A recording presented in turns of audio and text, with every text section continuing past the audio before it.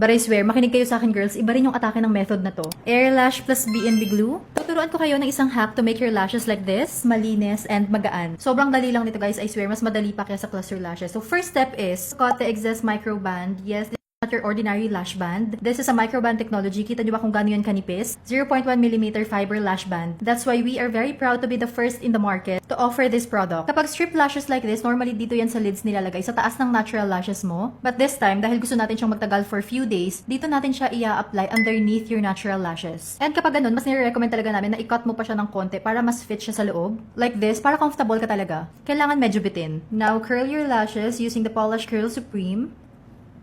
Now it's time for the glue. Ito yung bond side. Matagal na to sa akin, 4 months na, pero buhay na buhay pa rin. Ganyan lang mag-apply. Huwag nyo siyang gawing mascara para hindi super dami. Hindi siya maging clumpy. Ganyan lang sa roots. Kailangan mo ng mirror sa ganitong angle. And then, apply mo lang. Ganyan kadali. Diba? Sobrang bilis. Mas madali pa siya kaysa mag-cluster lashes ka.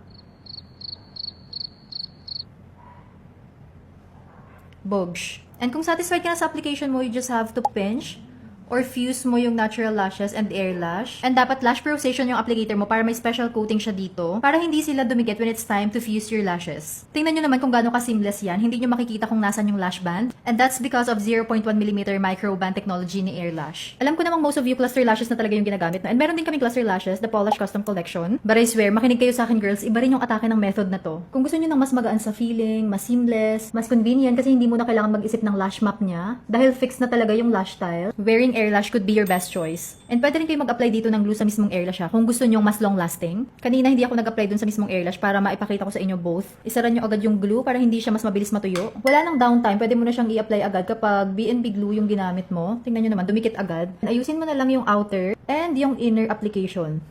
Diba? Sobrang seamless niya.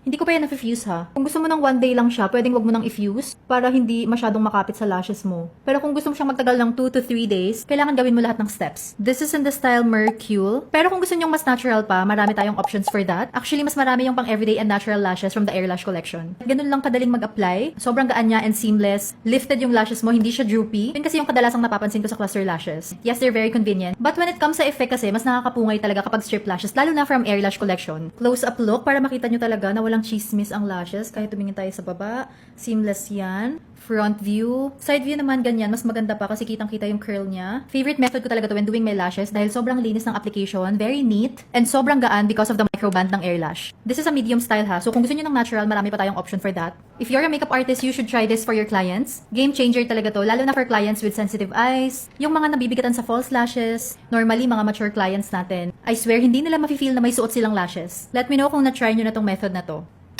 Bye!